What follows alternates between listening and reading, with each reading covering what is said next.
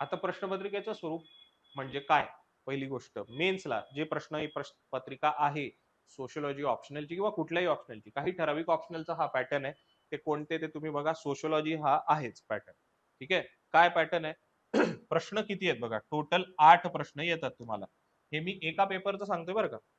Paper 1, paper 2 same. ठीक आहे. Paper 1 चे टोटल 8 प्रश्न येणार प्रश्नपत्रिकेत तुम्हाला. ठीक आहे. 8 प्रश्नांमध्ये उपप्रश्न आहेत. कसं? प्रश्न क्रमांक 1 मध्ये 5 उपप्रश्न आहेत. प्रश्न क्रमांक 2 3 उपप्रश्न, प्रश्न क्रमांक 3 3 उपप्रश्न, प्रश्न क्रमांक 4 4 उपप्रश्न. इथे हा सेक्शन ए कंप्लीट होतो.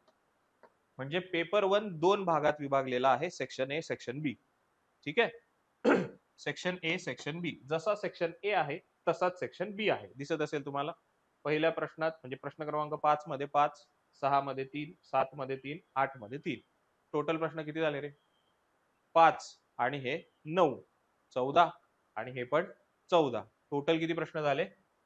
28 प्रश्न. A plus B is equal to 28 प्रश्न. मग 28 प्रश्न लिहायचे आहेत का? ते पण 3 तास, 3च तास आहे वेळ. नाही, 3 तासात 28 प्रश्न लिहायचे नाहीयेत. काळजी करू नका. ठीक आहे. कारण मी तेव्हा म्हणलं ना, 3 तासात तिकडे 20 प्रश्न लिहितो जीएस ला. इथे 3 तासात 28 लिहायचे का? नाही.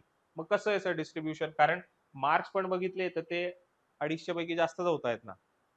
400 मार्क होत आहेत. करा कॅल्क्युलेशन. मग 400 मार्काचा आहे का पेपर 1? 250 मार्काचा आहे ना. मग 250 कसे येणार? 250 कसे येणार बघा.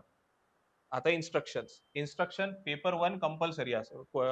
Question 1 compulsory, section A question 1 compulsory, section B question 5 compulsory. ठीक आहे. हे लिहायचेच आहे. Question 1 question 5 is a compulsory. त्याच्यात सूट नाही. म्हणजे किती झाले मार्क रे? हे 10 मार्काचे 50 आणि हे 50, 100 मार्क झाले. ठीक आहे. 100 मार्काचा पेपर झाला. आता चॉईस आहे तुमच्याकडे. आता हे 3 आणि हे 3 यांच्यापैकी टोटल 3 लिहा. 6 पैकी 3 लिहा असं सांगितलेलं आहे आयोगाने. पण कंपल्सरी तिथे पण एक कंडिशन आहे. कंडिशन अशी आहे की सेक्शन सोडायचं नाही.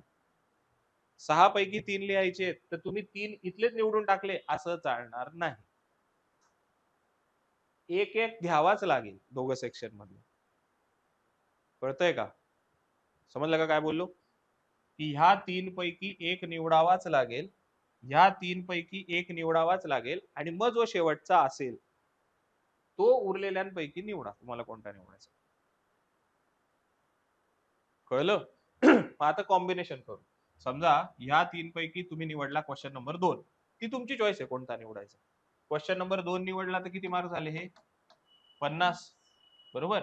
आणि क्वेश्चन नंबर 3 पण निवडला तुम्ही समजा, मग हे पण किती मार्क झाले? 50. किती झाले? 200 झाले. टोटल 200 झाले ना, बरोबर. आणि आता काय करायला? आता एकच राहिला ना मग तुमचा. मग आता हा निवडला तुम्ही समजा, हे झाले 50. झाले का 250? असं आहे डिस्कशन.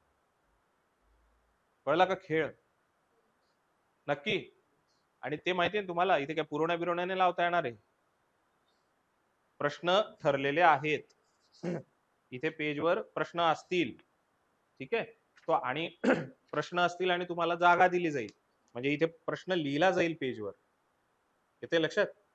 आणि तुम्हाला पेज तेवढं जागाच दिली जाईल. इथे दुसरा प्रश्न लिहिला जाईल. म्हणजे एवढ्या जागेच्या पेक्षा जास्त नाही लिहू शकत तुम्ही. कोणत्या कॅटेगरी आहेत? 10 मार्करची कॅटेगरी आहे आणि 20 मार्करची कॅटेगरी आहे. 10 मार्काच्या प्रश्नाला 150 शब्द लिहायचे असतात. 20 मार्काला जवळपास 250 280 लिहिलेले चालतात. ठीक आहे. येते लक्षात? ओके. पेज वाईज सांगायचं झालं तर 10 मार्काच्या प्रश्नाला हे पाठपोट एक पेज असतं तुमचं. ठीक आहे. आणि 20 मार्काला 2 पाठपोट पेजेस असतात. 10 मार्काला जर एक येतं, 20 ला 2 असतील ना. कॉमन सेन्स आहे ना. Yes or no? ते पण शिकायचंय आपल्याला. काय वाचा? Unit number 1 last point.